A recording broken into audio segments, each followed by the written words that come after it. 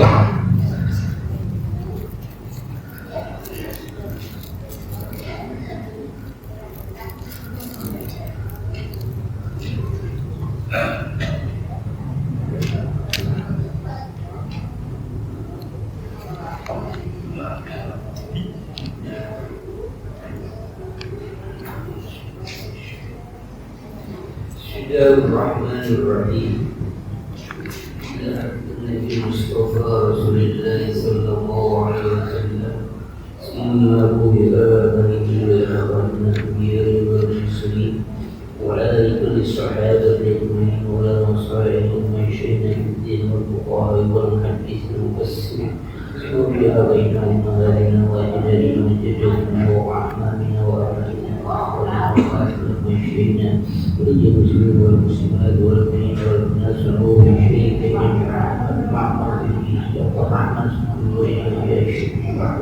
ويشيء من شيء يسمى فاكم والدار ويشيء من شيء يسأل ويشيء من شيء يسمى إلى السيد يمنسمى ويشيء من شيء يمدد بقلبه ويشيء أن يأكل الوهاب ويبصر ويشيء محمد الشافي أزل وكل شيء يرفع الحادث وكل شيء أبي ألوي زيد الأكثر وكل شيء معتزل المغرب وكل شيء محمد أحمد عامر بسم الله الرحمن الفاتحة أعوذ بالله من الشيطان الرجيم بسم الله الرحمن الرحيم الحمد لله رب العالمين الرحمن الرحيم مالك يوم الدين إياك نعبد وإياك نستعين الصراط المستقيم صراط الذين أنعمت عليهم غير المغضوب عليهم ولا الضالين آمين.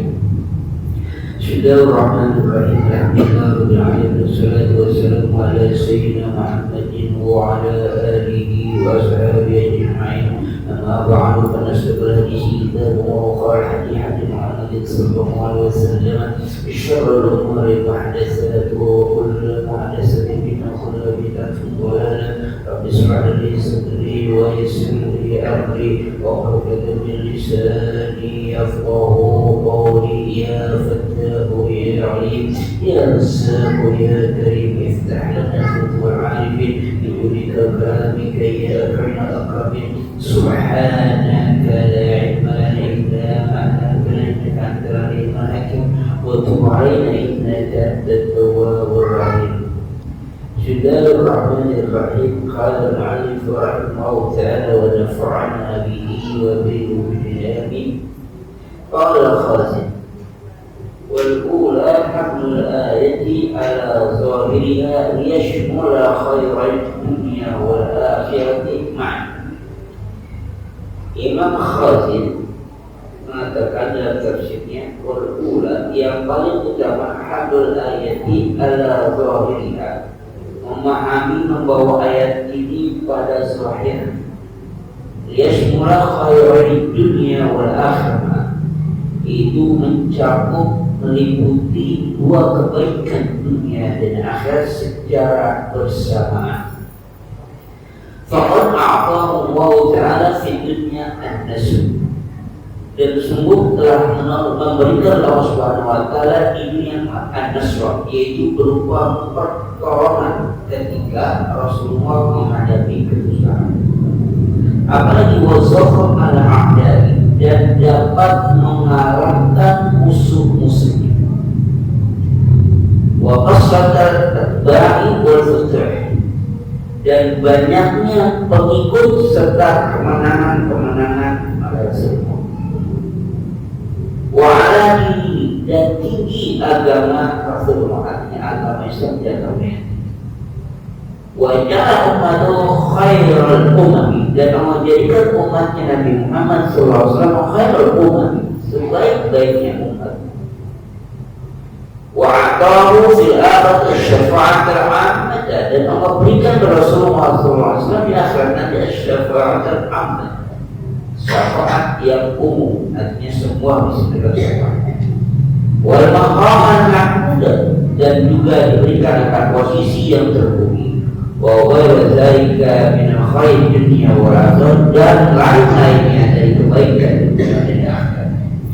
Artinya di sini Allah ketika Rasulullah dalam keadaan yang tertekan karena dicaci, dimaki oleh orang-orang Quraisy, terutama oleh seorang perempuan yang bernama Ummu Jamil, isinya Abu Lahab. Ketika wahyu lama tidak turun, maka Allah memberikan hiburan Rasulullah SAW. Ya.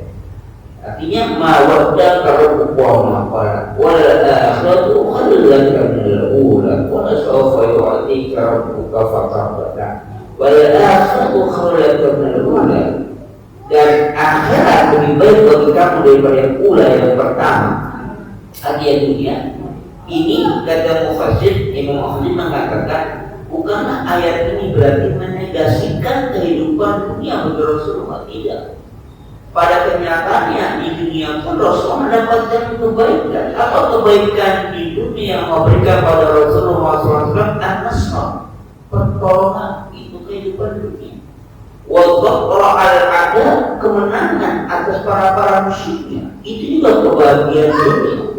Wa qasata atba' wal fudul, dan juga banyaknya kemenangan-kemenangan dan banyak yang mengikut.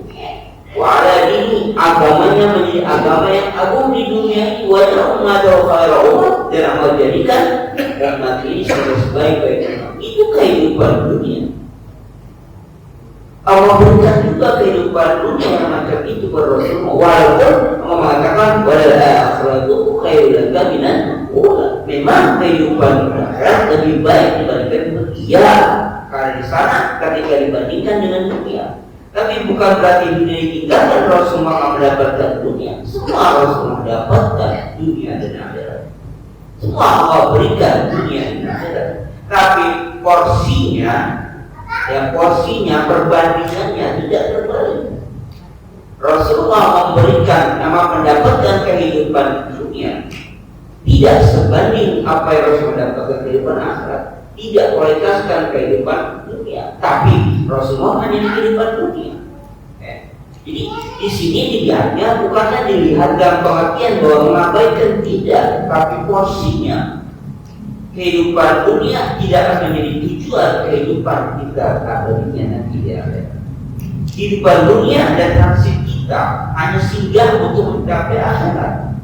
Jadi tidak diutamakan, tidak. Tapi ketika menjalani dunia, Allah berikan kebaikan-kebaikan dunia. Nah, kata Muhammad, wal ula, maksudnya itu bukanlah mencakup, bukan hanya kehidupan akhirat yang diuntungkan Rasulullah, tapi dunia pun Rasulullah diberikan. Jadi dengan macam-macam yang disebutkan. Yang kehidupan akhirat itu wa aqamu fil akhirati syafa'atul 'ammah. Ini kenikmatan yang luar biasa. Allah berikan syafaat yang dapat nanti dinikmati oleh seluruh umat manusia ketika Rasulullah sudah diberikan izin untuk memberikan syafaat. Apalagi wa maqamal mahmud, dan tempat yang mulia nanti di akhirat, dan banyak lagi. Setelah masuk saja itu semua lamma zakara ma wa'adu bihadha wa'du, jadi zakaru bini amini alaihi fi halihi wa yadhkur rabbahu. Kemudian setelah Allah selesai memberikan janji dan segala macam janji yang agung kepada Rasulullah, lalu Allah mengingatkan Rasulullah, memberikan kepada Rasulullah bini amini alaihi dengan kenikmatan yang diperoleh oleh Rasulullah pada waktu kecilnya dia sekolah, supaya Rasulullah bersyukur pada alam yajid kayatiman alam takun ya Muhammad yatiman fi sikolika fa'awaqahu ila amrika bi talibin wa dhammaka ilaih. Bukankah kau dulu Muhammad yatiman, sebagai yatim visi gorik pada waktu kau sedikit, fa'awaqahu ila amrika, maka Allah berikan perlindungan kau, Allah serahkan dia perlindungan ila amrika, kepada paman kau Abi Thalib. Wadah maka yang kau dilindungi oleh Abi Thalib. Sekalipun Abi Thalib tidak mengikut agama Rasulullah, dalam pengertian tidak jelaskan masuk Islamnya Abu Thalib, walaupun ada sebuah buku, sebuah kitab yang menjelaskan tentang Islamnya Abu Thalib. Ya, ada sebuah kitab yang menjelaskan bahwa Abu Talib itu Muslim, masuk Islam. Bahkan masuk Islamnya beriman yang Abu Talib Rasulullah itu sebelum Nabi diangkat menjadi seorang Rasul. Kenapa? Ketika kecilnya berbagai macam peristiwa keistimewaan Rasulullah itu disaksikan oleh Abu Talib. Di antaranya pertemuan Abu Talib dengan pendeta Bariroh atau Buhairah yang meyakini bahwa anak ini adalah seorang Rasul yang nanti akan diutus. Ketika Rasulullah bersama pamannya menuju ke arah Syam, itu bertemu dengan seorang pendeta yang melihat tanda-tanda kenabian pada Rasulullah SAW. Ketika diperintahkan oleh pendeta tersebut, Abu Talib mau ikut apa enggak? Dia perintahkan jaga anak ini jangan sampai dia ketahuan oleh orang itu. Maka disuruh pulang. Abu Talib melanjutkan perjalanan melawan pendeta atau mengikuti pendeta? Ikutin Pak. Nabi dijaga dengan ketat oleh Abu Talib. Ketika Abu Talib mendapatkan informasi dari pendeta tersebut bahwa ini anak ini adalah akan menjadi nabi, berarti Abu Talib percaya bahwa ini anak masih kecil ya, masih kecil ketika dibawa untuk berdagang masih kecil semua. Anak ini akan menjadi nabi. Ketika dikatakan seperti itu dengan berbagai macam tanda-tanda yang pada Rasulullah, Abu Talib percaya, maka dilindungilah Abu Talib. Maka ulama tersebut yang akan mengatakan Abu Talib sudah beriman kepada Rasulullah sebelum Rasulullah diangkat menjadi nabi. Karena seringnya bersama Nabi dengan berbagai macam peristiwa, di antaranya yang namanya awan hitam itu, ya, mama itu selalu mengiringi Nabi. Itu yang paling pengalaman, yang paling tahu adalah Abu Talib, karena perlindungan itu bukan hanya pada waktu jadi Nabi, ketika masih kecil pun itu ada perlindungan macam ini. Nah, di antaranya pendeta Buhairah itu atau Bariroh itu melihat tanda itu ketika melihat ada awan yang selalu menaungi Rasulullah sehingga tidak kepanasan. Itu salah satu tanda fisik. Itu. Nah, ketika itu terjadi, Abu Talib menyaksikan itu. Maka dia mengatakan Abu Talib itu seorang Muslim. Kenapa seorang Muslim? Karena dia percaya. Kalau dia nggak percaya hal tersebut, itu nanti diangkat di bawah saja terus kesangka dia. Di perlindungan itu bukan hanya perlindungan sebagai seorang keponakan, ya. Karena memang seperti itu dari siaran. Ketika anak itu dilepas oleh keluarganya, oleh ayahnya, maka tanggung jawab yang pertama kalau memang ada kakeknya maka kakeknya. Kalau memang tidak ada maka pamannya. Biman zil ab, paman itu posisinya sama dengan bapak. Bahkan paman juga bisa menikahkan keponakannya kalau memang tidak ada wali dari asabnya. Keadaan biman zil ab, paman. Am itu kalau dalam bahasa Arab paman, kita biasanya nyebut yang namanya saudara ibu, saudara bapak ya paman, atau bahasa Arab namanya king. Tapi kalau dalam bahasa Arab kalau am itu adalah nisbahnya kepada saudara bapak dari saudara bapak. Am kalau laki-laki, kalau perempuan aman. Baik itu saudara bapak, kakaknya bapak atau adiknya. Kalau kita kalau kakak cang atau adik king. Kalau pihak ibu namanya khal. Kalau khal itu berarti paman juga, atau paman dari pihak ibu, baik kakak ibu atau adik ibu. Kalau perempuan khala. Nah, kalau khala biman jatuh. Bibi itu, artinya bibi itu saudara dan ibu, posisinya sama dengan ibu. Pengayumannya, perlindungannya, dan seorang ponakan sama paman, itu kayak bapak sama anak. Kasih sayang, perlindungan, supaya anak tersebut dapat dilindungi oleh encangnya sendiri atau encingnya sendiri, bahasa Indonesia paman. Nah, Rasulullah di bawah asuhan Abu Thalib. Maka kata ulama, nggak mungkin Abu Thalib nggak tahu. Maka sampai jadi nabi pun Abu Thalib tahu itu pasti benar suara Rasul. Tapi pertanyaannya, kenapa kemudian tidak beriman dan karena dia tidak beriman? Nah, dalam itu dikatakan dia bukan tidak beriman, tapi tidak memproklamirkan keimanannya. Ya. Karena posisinya kalau diproklamirkan keimanannya, maka Nabi Muhammad tidak dapat perlindungan, karena dia akan dimusuhi oleh seluruh suku yang ada di Arab. Nah, kalau dia tidak menyatakan keimanannya, maka dia tetap memimpin Arab. Bahasanya Abu Jahal juga takut sama Abu Thalib. Tapi kalau nanti dia proklaim keimanannya, nah Abu Jahal berani melawan Abu Thalib. Itu katanya itu hanya strategi saja.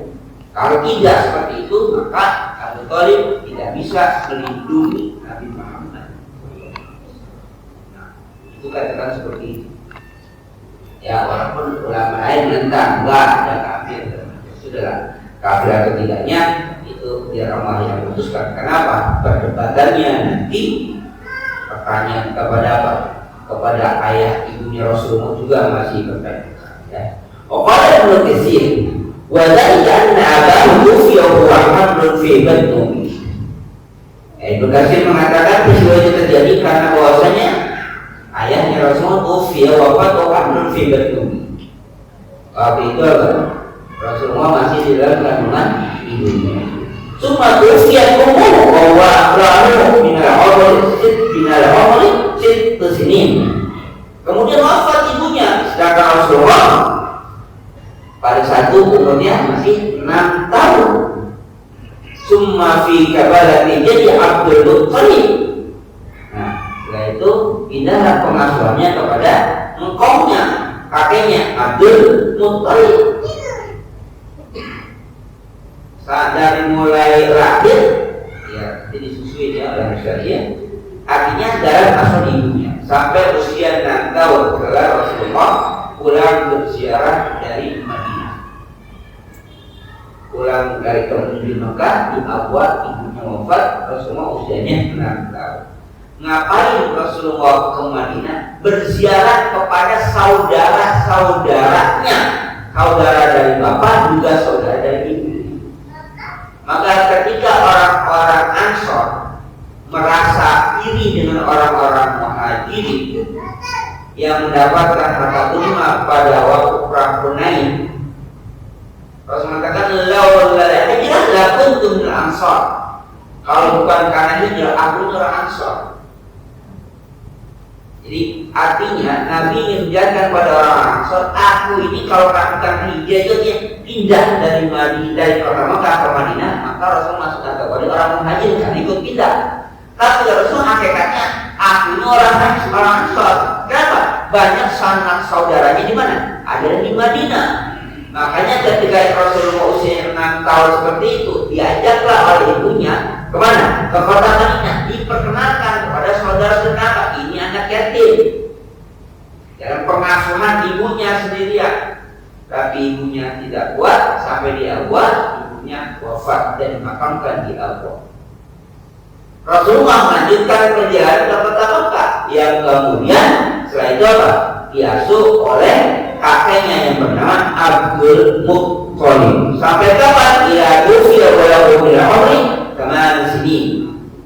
Diasuh oleh kakeknya sampai Rasulullah berumur 8 tahun.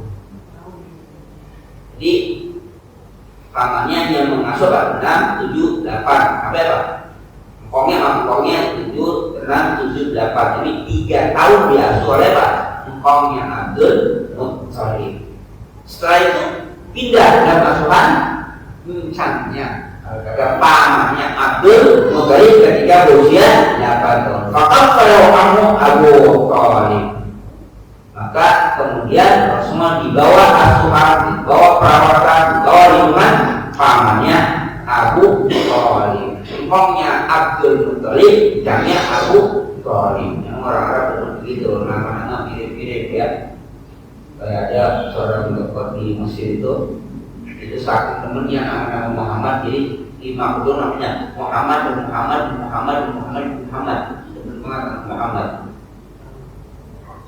Ngapa ini enak? Muhammad. Kira anak bapak kan orang suka malu, ya anak bapak sama gitu kan, beda-beda. Ya. Summa yajal yaqutuhu wa yabsuduhu wa yarfa'u min qadari hatta ba'athahu ala rasul arba'in wa yuqalu ala ibadil awsan islaqom. Ini jawaban dari Basir. Kemudian senantiasa terus-menerus Rasulullah SAW dalam asuhan, dalam pertolongan, dalam perlindungan pamannya wa yarfa'u min qadari hatta sampai Rasulullah diutus Allah mengangkatnya menjadi seorang nabi pada usia 40 tahun. Berarti berapa tahun diasuh oleh Abu Thalib? 30. Asuhan nggak kan walaupun sudah menikah, tapi dalam perlindungan Abu Thalib sebagai seorang paman ya sampai Rasulullah itu Pak banyak 32 tahun. Artinya kalau para ulama katakan asal iya Abu Thalib tidak kenal keponakannya sendiri sebagai seorang nabi, tapi Mufassir mengatakan, nah, wa Abu Thalib al-ibadil awsan. Abu Thalib tetap dalam penyembahan berhala misla kaumi seperti kaumnya. Wa ma'adzalika kana yaqul ala Rasulullah sallallahu alaihi wasallam, sekalipun Abu Thalib dalam kondisi berbeda dengan Rasulullah dalam pengertian tidak mengikuti agama Rasulullah, tapi tetap Abu Thalib menjaga, melindungi dari apapun yang mengganggu keponakannya secara nasabah, bukan secara akidah. Secara nasabah sebagai garis keturunan Abu Thalib melindungi Rasulullah SAW. Ada riwayat dikatakan karena Abu Thalib diserahkan oleh kakeknya oleh bapaknya dari kakek Rasul Abdul Muttalib. Ketika Abdul Muttalib wafat, siapa yang bisa merawat, yang bisa membesarkan itu Abdul Muttalib. Riwayatnya dalam keadaan susah. Siapa nih orang yang pas? Karena dalam kondisi ini keluarganya itu ya rata-rata tidak dalam keadaan ekonomi yang mapan. Khawatirnya tidak mau menerima Rasulullah Muhammad ini nggak mau diterima. Maka kemudian karena Abdul Muttalib riwayatnya beliau seorang di samping mana ya kalau kita katakan orang tua yang soleh karena dia kepala suku. Jangankan manusia, itu pasukan Abraham dihadapi sendiri oleh Abdul Muttalib. Ya. Yang pasukan gajah itu ketika pada saat Rasul melahirkan pasukan gajah yang akan menggempur Mekah, yang akan menghancurkan Ka'bah, itu dihadapi sendiri oleh Abdul Muttalib. Karena memang gak punya pasukan. Ya. Ketika ontaan, dia kan orang kayak ini yang namanya penduduk Arab, dia biasa punya onta. Ontanya itu diambil, dirampas oleh pasukan gajah Abraham itu tadi. Diambil, diparahin sendirian. Abraham jenderal itu kaget. Ini aki-aki datang sendirian, berani banget tuh. Gak ada pengawal, gak ada. Yang ada sendirian, kemudian dengan jenderalnya. Pertanyaan pertama, mau ngapain? Ke Mekah mau ngapain? Bakah gitu. Mau ngapain? Abraham mengatakan, aku datang dengan pasukanku akan menghancurkan Ka'bah. Karena riwayatnya dia membangun Ka'bah baru, nanti orang-orang haji juga. Ka'bah itu Ka'bah yang baru dia bangun. Dari orang-orang menaikkan daripada kita haji tunggu 40 tahun. Kemarin jaga bangga katanya orang-orang berapa tunggu haji? 27 tahun. 27 tahun. Nanti lah Jakarta nggak tahu berapa tahun. Itu kalau ada duitnya, kalau udah nyetor. Kalau belum nyetor aja menghayal berapa tahun ya kalau nyetor ini belum. Ini udah nyetor, udah dapat kursi, udah dapat nomor, nanya berapa itu daftar tubuhnya, katanya 27 tahun. Tak Jakarta berapa? Itu yang boleh juta. Kalau nyicas, kalau saya berapa yang ada nih kalau dibelok? Nanya. Jadi orang sekarang nanya, daripada nunggu itu lama, mendingan bikin cabang aja, paling 2 kapal. Biar hajinya bisa apa? Bisa nggak berdesakan kayak macam itu. Bikin kayak di Kalimantan sama gitu kan.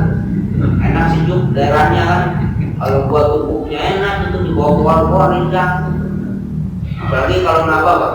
Kalau cuma mau apa? Mau istilah kata mau melanggar jamaah, banyak lebar itu di Indonesia. Kata orang ini ada aja begitu. Apalah pakai apa? Pakai hari cabang. Allah itu mau memindahkan Ka'bah supaya kenapa? Karena itu menjadi dia bisa pemasukan. Kalau mereka kumpul itu kan uang banyak. Makanya satu-satunya mungkin ada di dunia ini apa namanya? Kota yang nggak pernah tidur ya mungkin ini tadi. Mungkin yang nggak pernah tidur ya kota Makkah itu nggak pernah tidur. Malam kayak siang, siang sama dengan kayak siang. Iya kan? Kalau dia sana kan nggak tahu malam nggak tahu siang, ya enak aja begitu aja. Kalau sana gemuk-gemuk, kenapa? Gak mikirin keluarga, mikirin apa? Makan doang sama ibadah, tidur, makan sembahyang, tidur, makan sembahyang. Itu dia gemuk, 4 bulan banyak utang. Karena bagi umroh aja boleh utang. Abdul Muttalib datang sendirian. Nah, kata Abraham, kamu mau ngapain ke sini? Menghadapkan aku, nggak ada pasukan, nggak ada apa. Maksudnya ada perlawanan. Apa kata Abdul Muttalib? Kalau engkau ingin menghancurkan Ka'bah, silakan hancurkan Ka'bah. Allah Rabbul Ka'bah, Allah Tuhannya Ka'bah. Wa ana Rabbul Jamal, aku ini Rabbul Jamal, Tuhannya onta, kata aku balikin. Jadi dia tuh berapa? Kita otaknya dipulangin. Kalau menghancurkan Ka'bah, silakan. Ka'bah itu punya Allah, Allah Rabbul Ka'bah, Allah yang jadi Tuhannya Ka'bah. Mau dihancurkan silakan, aku nggak akan halangi. Tapi wa ana Rabbul Jamal, aku ini pemilik onta, onta aku pulangin. Aku hubungannya onta aku diambil ke orang pas juga. Berarti gitu. Dikurangi onta, kurangi katanya. Digiring sama Abdul Muttalib. Katanya udah, nanti yang pulang. Nah, karena di Muhammad itu dia pulang ke kota Mekah, diungsikanlah semua semua penduduk Mekah untuk naik ke atas bukit semuanya. Kenapa? Karena pasukan gajah akan menghancurkan udah. Kata mereka, kita nggak melawan, ngapain melawan? Pasukan begitu besar. Biarkan Allah yang menjaga kau. Keyakinannya sangat luar biasa. Allah yang menjadi apa? Tuhan yang sama. Kagak ada perang, kagak ada apa. Jadi Abdul Muttalib itu punya sesuatu yang besar. Ya. Nah, dari peristiwa itu Abdul Muttalib sendirian, Abdul Muttalib terkenal dengan apa? Dengan suku Quraisynya. Nah, itulah yang kemudian kita sudah baca menjadi ikal bakal ila fi Quraisy ila bi rihlatasy syita qasri. Wal ya'budu rabb hadzal alladzi at'amahum min wa amanahum min khauf. Kalau orang Quraisy melakukan perjalanan rihlah, arti perjalanan dari kota Mekah ke Syam, tidak ada satu penduduk pun kalau kita katakan begal-begal tengah jalan yang berani membegal orang Quraisy. Kalau dikatakan itu orang Quraisy, mereka tidak akan berani. Itu peristiwa dihancurkannya pasukan gajah itu kalau maksudnya apa? Hilang. Sultan luar biasa. Siapa yang itu? Abdul Muttalib, kepala suku Quraisy. Jadi kalau dia saya Quraisy mundur semuanya. Kenapa? Pasukan gajah yang besar aja takut sama satu orang, apalagi kalau diorang-orang nggak ada yang berani. Makanya apa? Mereka aman dalam ikhlas tersebut. Mereka aman. Alladzi an'amahum min jur' wa amanahum min khauf. Mereka aman.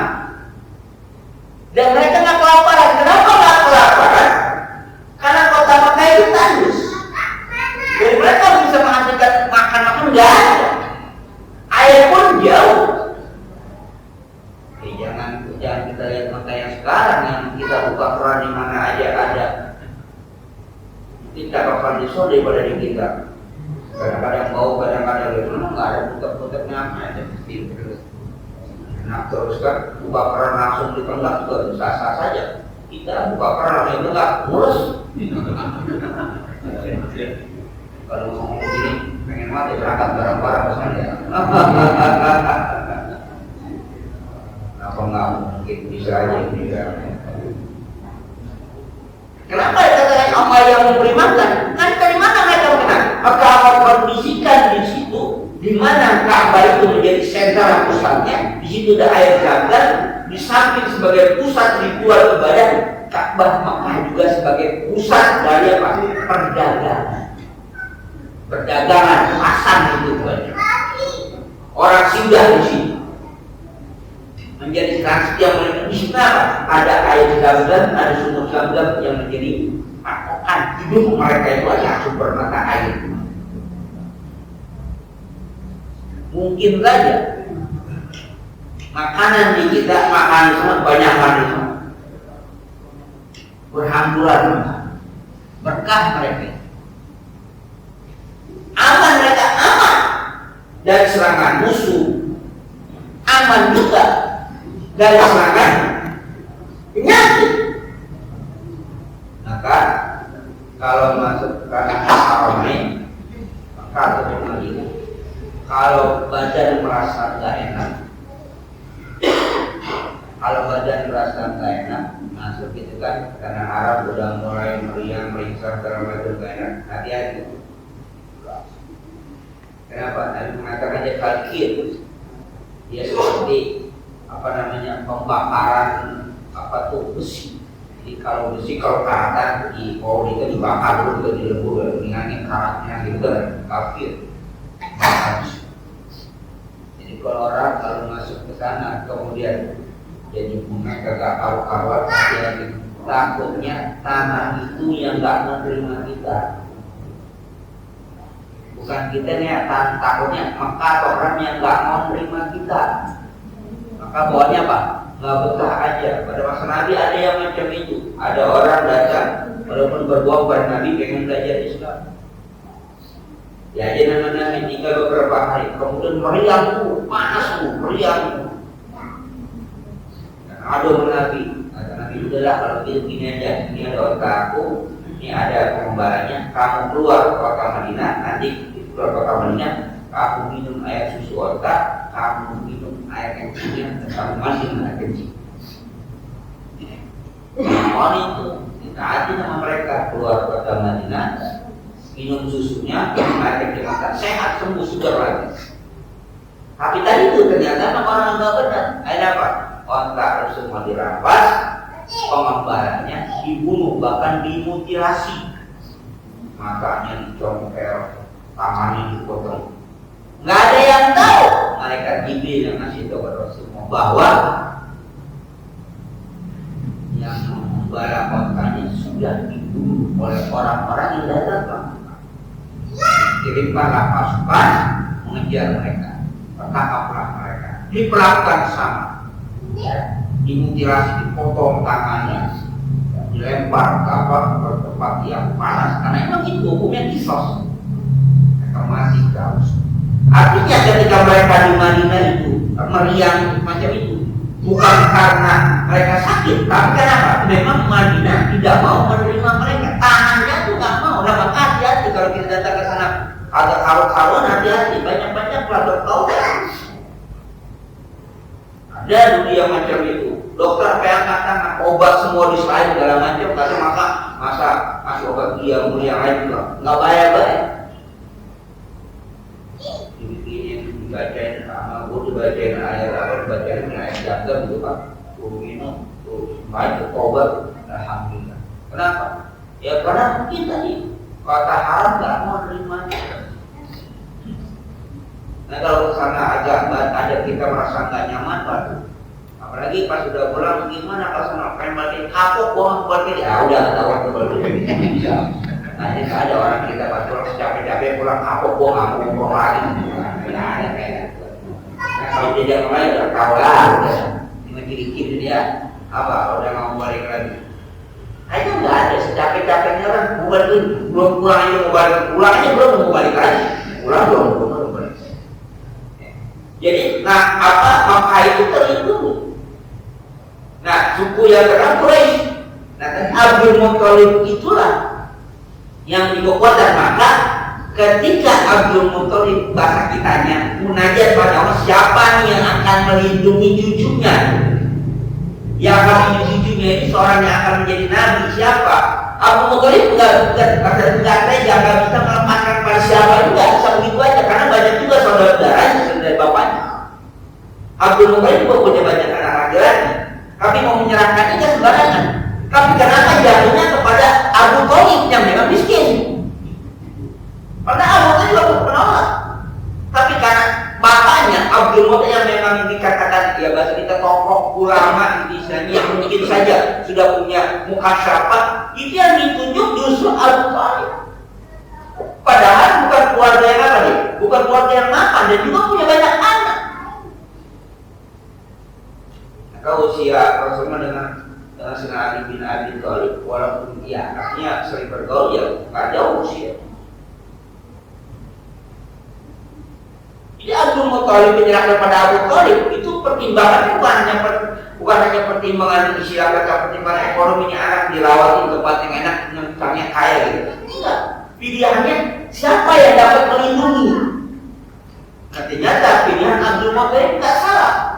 Disitulah Abu Thalib walaupun tidak, karena itu tidak menerima Rasul, tapi melindungi Rasulullah sampai titik darah penghabisan.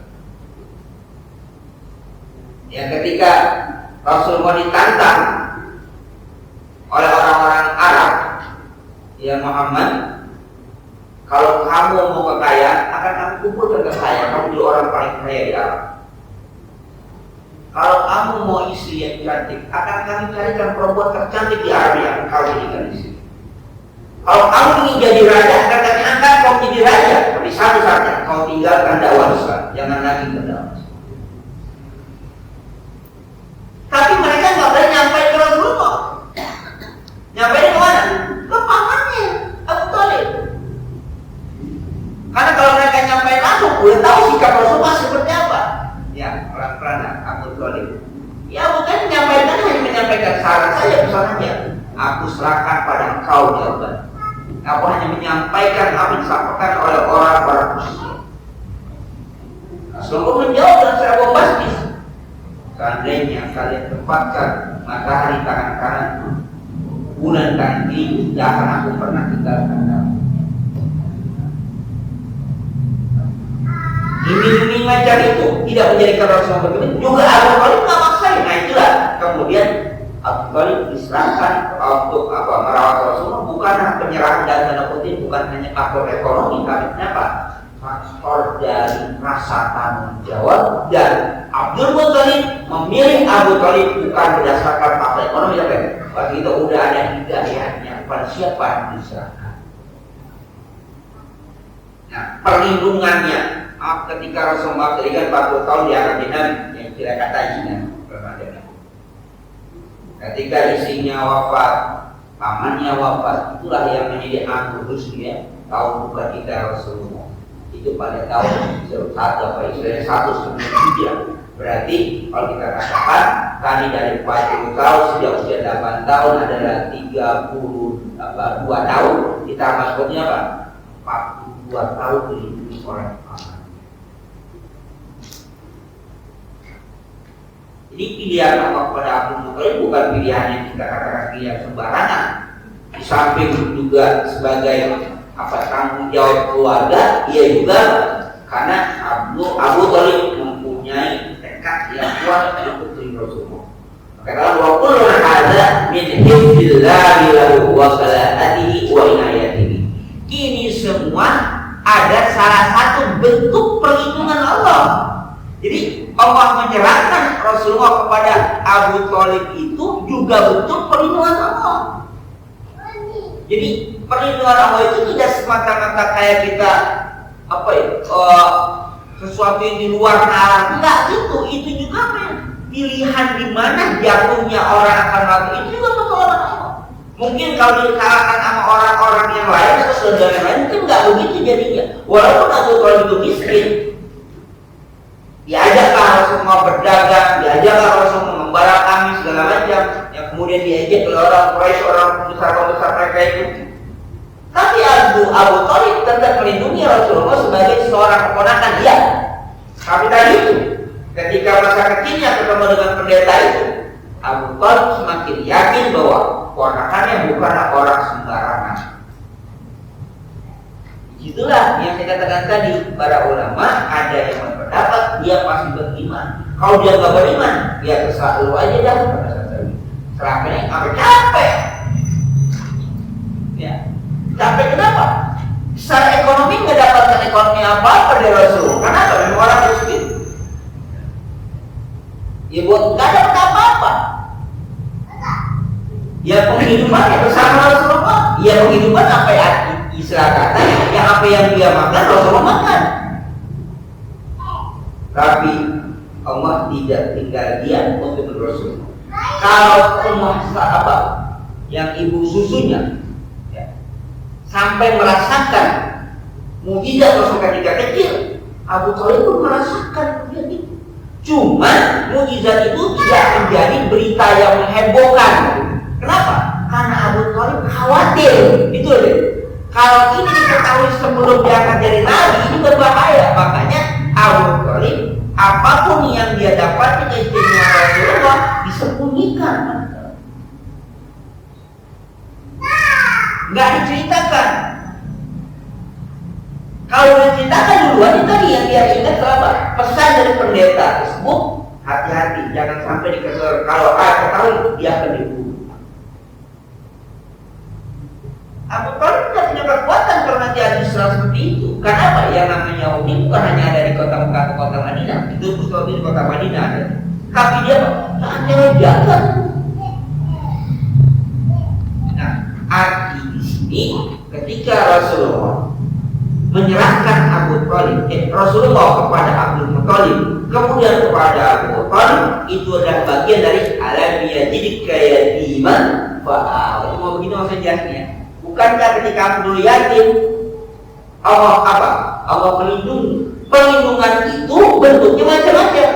Dia dirawat oleh kakek yang penuh kasih sayang, dia diasuh oleh paman yang penuh tanggung jawab. Itu bagian dari apa? Perlindungan Allah. Di sini kita harus paham bahwa apa yang kita inginkan belum tentu sesuai dengan apa yang kita mau. Tapi apa yang kita inginkan, insya Allah Allah akan penuhi, tapi bukan berdasarkan kemauan kita. Ketika kita minta rezeki yang banyak oleh Allah, lalu kita tidak diberikan harta yang banyak, jangan dikira bahwa Allah nggak memenuhi permintaan kita. Tidak, kita diberikan rezeki yang banyak, tapi kita hidup sehat, tidak berpenyakit, makan apa saja boleh, keluarga kita bahagia, anak sehat, istri setia, itu merupakan nikmat.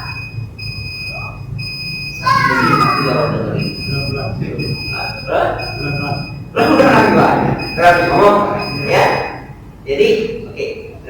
Jadi apa yang kita inginkan belum tentu sesuai apa yang kita mau, tapi Allah lebih tahu. Ya, jadi jangan dikira permintaan kita, Allah lebih tahu apa kebutuhan kita. Jadi Allah berikan sesuai dengan kebutuhan kita, bukan sesuai dengan keinginan kita. Kalau sesuai keinginan kita, terlalu banyak apa yang kita inginkan, tapi kita tidak sanggup menerimanya. Tapi apa yang kita butuhkan, Allah yang tahu apa kebutuhan kita. Maka Allah tahu pada siapa Rasulullah diserahkan, walaupun dalam keadaannya. Maka Abu Thalib orang yang berhubungan, pasti dia masih lama. Tak berbeda kan? Udah, belum. Wah, ini kalau gini susah nih. Kita kalau ngomong, belum sekali ini. Ya. Jadi apa? Jadi itu merupakan bentuk pertolongan Allah sejak kecil dengan pengawasan Abu Thalib. Abu Thalib orang yang tepat mengasuh Rasulullah SAW. Dengan nungguin aja dah, saya mau takutnya. Berapa detik lagi? Jadi deg-degan itu. Jadi deg-degan. Oh, kan dia langsung. Ya. Oke, jadi gini ya, jadi Jadi itu maksudnya penjelasan kenapa dijelaskan Abu Thalib ini bagian dari alam yajid kayatimah fa'ah. Sampai dah. Itu. Benar tuh. Kalau benar ya.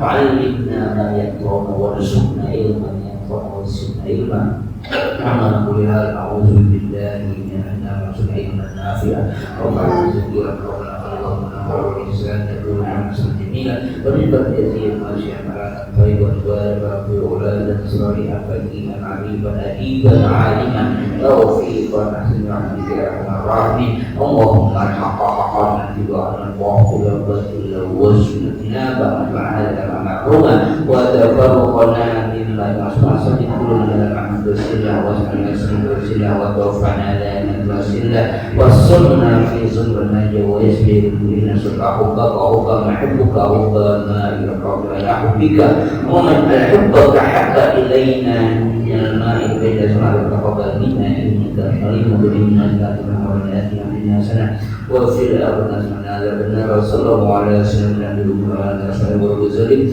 سبحانه وتعالى ما يصفون سبحانه والحمد لله رب العالمين.